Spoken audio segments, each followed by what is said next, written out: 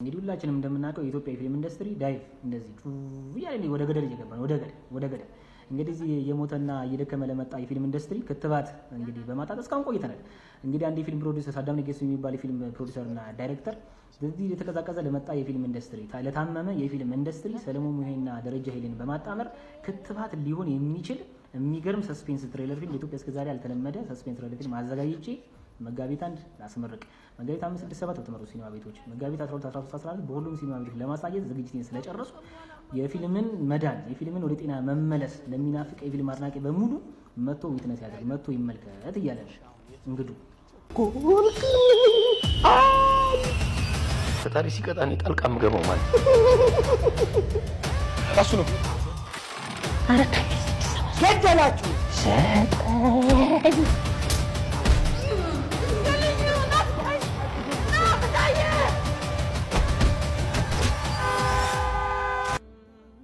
ጋይስ እንዴት ናችሁ? ያበደ ሮማንስ ነው ይዤላችሁ የመጣሁት። ስፓይሲ ነው የሌለ ማለት ነው which is ጋብሪኤላ ኢንፈርኖ ይባላል። ባጭሩ ይሄን ፊልም ስገልጸው ማለት ነው ለኔ ማለት ነው ሳሳ ያለ ተኮስ ያለ ሮማንስ ፊልም ነው። በተማሪና በአስተማሪ ያለ የፍቅር ግንኙነትን ነው የሚያሳየን። ፊልሙን የቴሌግራም ቻናሌ ለቅቄላችኋለሁ። ማየት የምትፈልጉ ከሆነ ቴሌግራም ሊንኬን ደግሞ ባዮ ላይ አስቀምጬላችኋለሁ። ተመቻችሁ ደግሞ ሌላ ፓርቶችም ስላሉ ተለቅላችኋለሁ። ይህን ቪዲዮ ታዲያ በጣም ለምትወዱት ሰው ሼር አድርጉለት። አስፈሪ ፊልም ላይ የሚመቻችሁ ሰዎች ህይወታችሁ ላይ እጅግ የምታስፈራ ልብ የምታንጠለጥል 1 ሰዓት ከ42 ደቂቃ ልሰጣችሁ ነው። እንዴት የምትሉኝም ከሆነ ደግሞ ከሰሞኑ የተለቀቀውን እጅግ አስፈሪና ድንቅ ፊልም ወልፍ ማን የተሰኘውን ፊልም ጋብዤ ነው። ይህንን ፊልም በአጭሩ ለማስረዳት ስሞክር ወደ አንድ ተራራ ለሃይኪንግ የወጣ አንድ ወጣት እዛ ተራራ ውስጥ ይሰወራል። ከተሰወረም በኋላ በህዝቡ ብዙ መላምቶች ይመጣሉ። ይህ ሰውዬ ሙቷል፣ ይህ ሰውዬ ወደ አውሬነት ተቀይሯል የሚሉ መላምቶች ይመጣሉ። እንደዚህም እያለ 13 ዓመታት ይቆጠርና ከ13 ዓመት በኋላ ወደዛ ቦታ የአንድ የቤተሰብ አባላት ባል፣ ሚስት፣ ልጁ ነው ለመዝናናት ይሄዳሉ። እዛም ከደረሱ በኋላ ምን ያጋጥማቸዋል ገብታችሁ እንድታዩት ነው የምፈልገው። እዚህ ፊልም ላይ ብዙ ጃምፕ ስኬር ሆኑ ሲኖች ስላሉ ቆፍጠን ብላችሁ ፊልሙን ለማየት ሞክሩ። ፊልሙን እንግዲህ እንደተለመደው የኔ ቴሌግራም ቻናል ላይ በዚህ ሊንክ ገብታችሁ ማግኘት ትችላላችሁ። ይመቻችሁ። አዲስ ህይወት የጀመሩ ኤክስ ሚሊተሪ ሰዎች አሉ። ሁሉም ደግሞ የገንዘብ ችግር ነበረባቸው። ይህንን ችግር የሚፈቱበትን ጓደኛቸው አንድ መፍትሄ ይዞላቸው ይመጣል። በጣም ትልቅ የሆነ ቦታ ውስጥ አንድ የድራግ ዲለሮች ካሽ ማስቀመጫ አለ። እሱን ለመዝረፍ ተስማምተው አዲስ ሚሽን ይፈጥራሉ። ሚሽኑንም ጀመሩ። እዛ የፈለጉበትን ቤት ገቡ። እዛ ከገቡ በኋላ መያዝ ከሚችሉት በላይ ገንዘብ ይዘው ይወጣሉ። ግን ይህንን ገንዘብ ካሉበት ሀገር ወደ አሜሪካ ይዘው መሄድ ነበረባቸው። ገንዘቡን ይዘው ካሉበት ሀገር መውጣት እንዳሰቡት ቀላል አልሆነላቸው። ገንዘቡን ይዘው በሚሄዱበት ጊዜ ምን ያጋጥማቸዋል? እሱን እናንተ እንድታዩት ትችላላችኋለሁ። ትሪፕል ፍሮንታየር ይባላል። በጣም ምርጥ የሆነ ሚሊታሪ ሙቪ ነው። እናም አሪፍ የሆነ ሙቪ ሪኮሜንዴሽኖች ማግኘት የምትፈልጉ ከሆነ ይህንን አካውንት ፎሎ ማድረግ እንዳረሱ። ሌላ ልብ አቅልጥ የሆነ ሮማንስ ፊልም ይዤላችሁ መጥቻለሁ። በርኒንግ ቢትሬያል እና ብቻችሁን ይወትሺ ያው እንደተለመደው ከ18 ዓመት በላይ የሆናችሁ እዚህ ጋር የምትመለከቷት ሴት ልታገባ ትንሽ ቀናቶች ነበር የቀራትና እጮኛዋ ቺት ያደርግባታል። በዚህ የተነሳ ታዲያ በጣም ልቧ ይሰበራል። ታዲያ ምን መረጠች? ሌላ የፍቅር አድቬንቸር ስፓይሲ የሆነ የፍቅር አድቬንቸር ትጀምራለች ማለት ነው። ቡም። ከቻላችሁ ፕሊዝ ፎሎ ብታደርጉኝ ደስ ይለኛል። አመሰግናለሁ። እስከዛሬ ስለ ፊልም ስትገልጽ ዝም ብለህ ማውራት ነው ከፊልሙ ጋር የማይገናኝ ነገር። ሁለተኛው ደግሞ ፊልሙን የት እንደምናገኝ አትነግረንም። ከየት እናምጣው ፊልሙን? ርዕሱን ነገርከን፣ ፊልሙን ከየት አምጥተን እንየው? ከሁሉም በላይ የሚያናድደው ደግሞ በጭንቅላት ፊልሙ የፊልም ታይትሉን ሸፍነ ርዕሱን እንኳን በምን እንይ የሚል ሰው በዛ። ያው ርዕሱን በአፌ ስለምናገረው ነው። ሁለተኛው ደግሞ ጽፏለሁ። ፊልሙን ግን እስከዛሬ የት እንደሚገኝ ተናግሬ ያላቀም ነበር። አሁን ግን አለ፣ ሊንኩ ባዮ ላይ አለ። በሱ ሊንክ ገብታችሁ ቴሌግራም ላይ ፊልሞቹን ማግኘት ትችላላችሁ። እስከዛሬ ፖስት ያደረኳቸውን ፊልሞች ከዚህ በኋላ ማረጋቸውን ደግሞ ያው አፕሎድ ይደረጋል። እዛ ሄዳችሁ ማየት ትችላላችሁ። ሌላው የእስር ቤትና የጋንግስተርን ፊልም አንድ ላይ ማየት የሚፈልግ አዲስ ተከታታይ ፊልም ሜር ኦፍ ኪንግስታውን።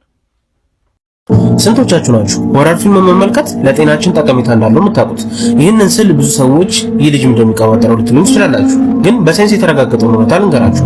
አንድ ሆረር ፊልም መመልከት በድብርት ውስጥና በጭንቀት ውስጥ ያለን ሰው ከዛ ስሜት እንዲወጣ ይረዳዋል። እንዲሁም ደግሞ 113 ካሎሪን ከሰውነታችን እንዲቃጠል ያደርግልናል። ይህም ማለት ከ30 ደቂቃ የእግር መንገድ ጋር እኩል ነው ማለት ነው። ታዲያ ይህንንም አስመልክቶ እኔ ከወደድኳቸውና በጣም አስፈሪ ናቸው ብዬ ከማስባቸው ፊልሞች ሶስቱን ልጋብዛችሁ።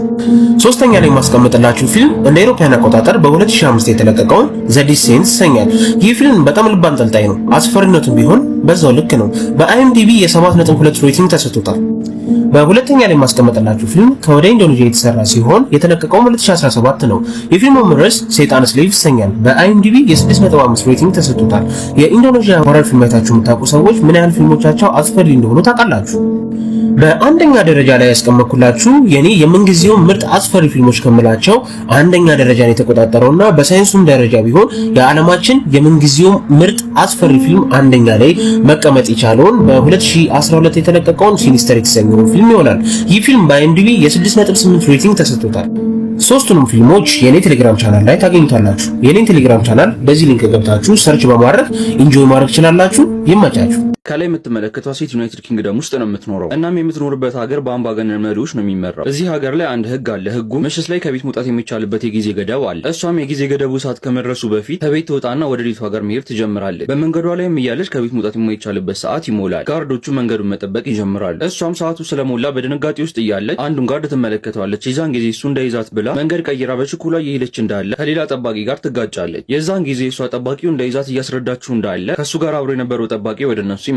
እሷም እነሱ ከያዟት ምን ሊያደርጓት እንደሆነ ስለገባት ወደ ኋላ ዙራ ልታመልጥ ስትል ሌላ ሶስተኛ ሰው ከኋላ ይመጣና ይይዛታል። ከዛም እሷ እንዲለቋት እየለመነቻቸው እንዳለ አንድ ማስክ ያደረገ ሰው ወደ እነሱ ይመጣል። ከዚህ በኋላ ምን ይፈጠራል እሱ እናንተ እንድታዩት ትችላችኋል። ቪ4 ቫንዴታ ይባላል። ኢንተረስቲንግ የሆነ ፊልም ነው። ዛሬ ደግሞ ልክ እንደ ፍሮም አይነት ሲሪየስ ስትፈልጉ የነበራችሁ ካላችሁ ለእናንተ የሚሆን አንድ ሲሪየስ አግኝቼላችኋለሁ። ሲሪየሱ ፕሮዲውስ የተደረገው በኤም ናይት ሻማላን ሲሆን 2 ሲዝኖች አሉት። እዚህ ጋር የምትመለከቱት ኢተን በርክ ይባላል። እናም የሴክሬት ሰርቪስ ኤጀንት ነው። ከጥቂት ቀናቶች በፊት 2 ኤጀንቶች ለአንድ ሚሽን ወደ ሆነ ቦታ ተልከው በዛው ይጠፋሉ። ታዲያ ኢተንም እነሱን እንዲፈልግ ወደ ተመሳሳይ ቦታ ይላካል። ወደ ተላከበት ቦታ እየሄደ ባለበት ሰዓትም የመኪና አደጋ ያጋጥመዋል። ከዚህ አደጋ ተርፎ ሲነቃ ራሱን አንድ ጫካ ውስጥ ያገኘዋል። ታዲያ ከዚህ ጫካ ሲወጣ አንዲት መንደር ያገኛል። በድጋሜ ራሱን ይስትና ወደ ሆስፒታል ገብቶ ሕክምና ይደረግለታል። እዚህ ሆስፒታል ውስጥ ሲነቃ አንዲት ነርስ እየተከታተለችው ያገኛታል። ይቺ ነርስ ግን ያልተለመደ ባህሪ ያይባታል። እናም ከዚህ ሆስፒታል ወዲያውኑ ወጥቶ ወደ መንደሯ ይመለሳል። መንደሯን ሲቃኝም ልክ እንደ ነርሷ ሁሉም ነዋሪዎች ወጣ ያለና ያልተለመዱ ባህሪዎችን ያሳያሉ። ከዚች መንደር መውጣት አለብኝ ብሎ ይወስንና መኪና ሰርቆ መንገድ ይጀምራል። ነገር ግን የወሰደው መንገድ መልሶ እዛች መንደር ያመጣዋል።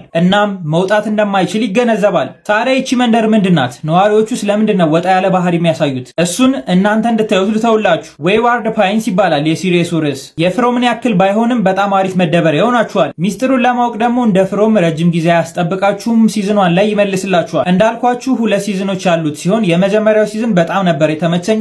ሁለተኛው ግን ከመጀመሪያው አንጻር ወረድ ብሎብኛል። በግሌ ለሲዝን 1 8.5 ለሲዝን 2 ደግሞ 7 ከ10 ሰጥቻለሁ። ማየት የምትፈልጉ የቴሌግራም ቻናሌ ላይ ማግኘት ትችላላችሁ። የቻናሌ ሊንክ ደግሞ ባዮ ላይ አለ። ፎሎ እና ሼር ማድረግ አይረሳ። ከላይ የምትመለከቱት ሰው የሴክሬት ሰርቪስ ኤጀንት ነው። እናም እነሱ ሴክሬት ሰርቪስ ውስጥ የሚሰሩ 2 ኤጀንቶች ይጠፋሉ። ስለዚህ አለቃቸው እነዚህን 2ቱን ኤጀንቶች የጠፉት 2ቱ ኤጀንቶች ለመጨረሻ ጊዜ ታይተዋል ወደ ተባለበት ታውን ይልካቸዋል። እነዚህም ኤጀንቶች ወደዛ ታውን እየሄዱ እንዳለ ከአንድ ትልቅ መኪና ጋር ይጋጫሉ። ከዛም ይሄ ኤጀንት አይኑን ሲገልጥ ራሱ መሬት ላይ ተኝቶ ያገኘዋል። ቀና ብሎ አካባቢውን ሲመለከት ያለው ጫካ ውስጥ ነው። ከመሬት ላይ የሚነሳና እርዳታ ለማግኘት በጫካ ውስጥ መሄድ ይጀምራል። በጫካ ውስጥ የሚሆን ያክል ርቀት ከተጓዘ በኋላ ወደ አንድ ትንሽዬ ታውን ውስጥ ይደርሳል። እዛ ታውን ጋር ሲደርስ ግን ነዋሪዎቹ ዊርድ በሆነ መንገድ እየተመለከቱት ነው። ከዛም ከትንሽ ቆይታ በኋላ አንድ ትልቅ ነገር ያስተውላል። ይህ ታውን ልክ እንደ ሌሎቹ አይነት ታውኖች አይደለም። ዌይዋርድ ፓይንስ ይባላል። በጣም ምርጥ የሆነ ተከታታይ ፊልም ነው። ስኩዊድ ጌም፣ አሊስ ኢን ቦርደርላንድ፣ ዘ 8 ሾውስ እነዚህን ቲቪ ሲሪየስ አይታችሁ ለተመቻችሁ ያለምንም ጥርጥር ይሄኛው ድንቅ ቲቪ ሲሪየስ ለእናንተ ነው። ይህ ቲቪ ሲሪየስ የተለቀቀው እንደ አውሮፓውያን አቆጣጠር በ2023 ሲሆን ርዕሱም ናይት ሃዝ ካም ይሰኛል። ይህ ቲቪ ሲሪየስ ታሪኩ የሚነግረን እንግዲህ የአንድ የሃይስኩል ተማሪዎች ታሪክ ላይ ሲሆን እነዚህ የሃይስኩል ተማሪዎች ወደ አንድ ሙዚየም ይሄዳሉ። እዛ ሙዚየም በደረሱ ጊዜ ከወትሮ ለየት ያሉ ነገሮችን ማየት ይጀምራሉ። ለምሳሌ እዛ አካባቢ ሲደርሱ ኔትወርክ የለም። ኔትወርክ ሳይኖር ቀርቶም ሜሴጅ ምናምን ግን መላላክ ይችላሉ። ይሄ ነገር ግራ ያጋባቸው እነዚህ ተማሪዎች ይህንን ነገር ኢንቨስቲጌት ሲያደርጉ ምሽት ይመጣባቸዋል፣ ወይም ደግሞ ናይት ይመጣና እዛ ሙዚየም ውስጥ ለማደር ይገደዳሉ። እነሱ ያላወቁት ነገር ግን ጨለማ ሲመጣ ይዞት የመጣውን ነገር አላወቁትም። ከባድ ነገር ጨለማ ይዞባቸው መጣል። ምንድን ነው እሱን እንግዲህ ቲቪ ሾውን አይታችሁ የምትረዱት ነገር ይሆናል። ይህንን ቲቪ ሲሪየስ ሲዝን 1ን በእኔ ቴሌግራም ቻናል ማግኘት ትችላላችሁ። ሲዝን 1 በውስጡ 12 ኤፒሶዶች አሏቸው። ኢንጆይ አድርጓቸው። ይመቻችሁ።